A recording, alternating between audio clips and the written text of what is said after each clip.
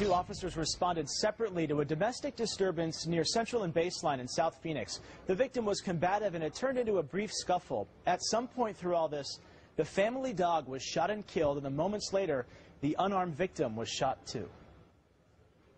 Killed him for no reason.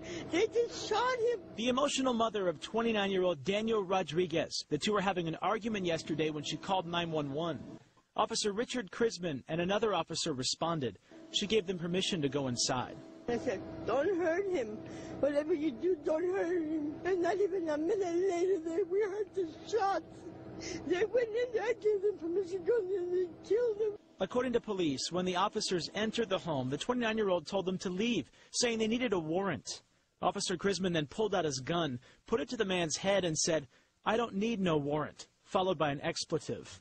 Then it turned into a heated argument and scuffle. The victim was tased twice. Krisman allegedly shot and killed the family dog, then shot and killed Rodriguez as the two argued. It's extremely unusual for our department to have this kind of a situation. Chief Jack Harris tried to calm nerves today as this killing sent shockwaves through South Phoenix and the department. We will investigate this thoroughly, and we will do everything possible to make sure that we have the facts and that we take appropriate action based on facts. Krisman was booked on aggravated assault, but many are expecting that to change. Yeah, they're thinking that the charges could definitely be upgraded. Officer Krisman has been on the force for 9 years. The chief says he's had a few disciplinary problems in the past, but nothing that would rise to this level. The other officer who was there and watched this all happen told investigators that as he watched this, it made yesterday, quote, the worst day of his life. I'm Andrew Hasbin, Fox 10 News. Andrew, live tonight, Officer Frank Marino. He's a chairman of PLE, the Police Officers Union. You heard all of this. What's your take on what happened? Well, John, at this point in time, we're standing behind our officer. Yeah, and I get that. I understand the thin blue line, but you've got to admit, some of this stuff, if true, let me put up the graphic. I mean, this is, you're talking about your first contact with a suspect, and this is what is said.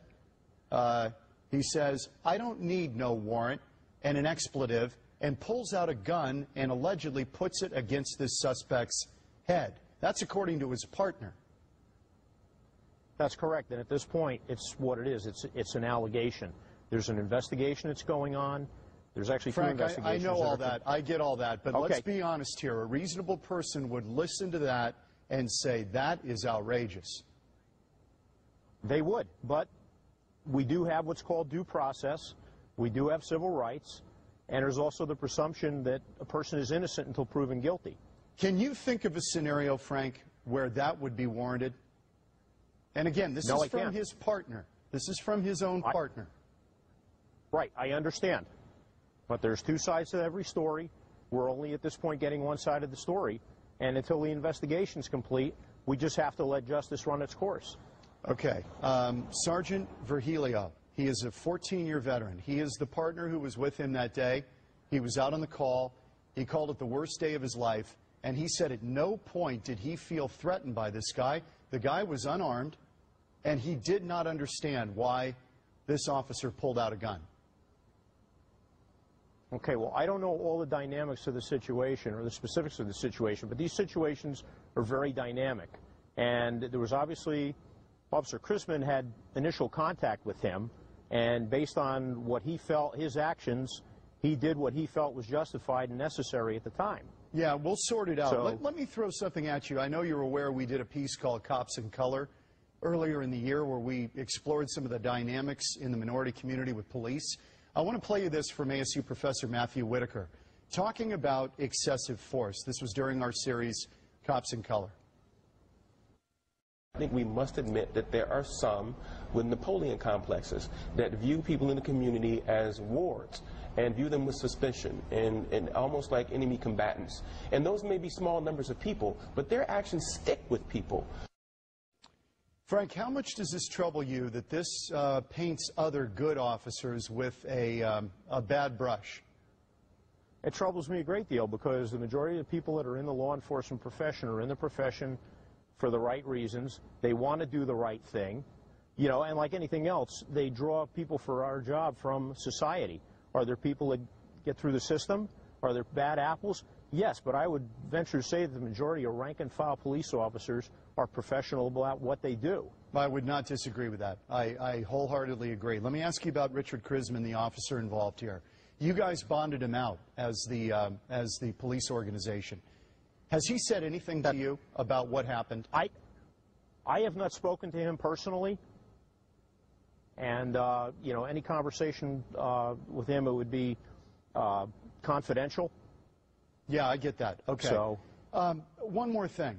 As you go through this, you've got this already with the Mike Johnson issue, the city councilman in the city of Phoenix who was taken down by an officer at a house fire. That's what led up to a lot of this stuff going on in the minority community. It reignited that debate. Are you concerned you may have trouble because of this? I think if officers maintain a professional attitude and they keep the overall big picture in mind, I don't think it should be an issue. Like I said, the majority of officers out there that work in the street, they're professional. Again, like I said, you know, a lot of it has to do with experience. He's a 9-year veteran, though, Frank. This guy's a 9-year veteran. Right, I understand. I'm not speaking on behalf of him. I'm speaking on behalf of some of the other officers. Like I said, the main thing is officers need to be professional, and I agree with that. One more thing. One more thing. Would you be comfortable with murder charges in a case like this if what we have been told is true? John, I don't have all the facts, so I wouldn't be able to make that decision or make that comment. Well, I appreciate you coming on tonight, Frank. I appreciate it.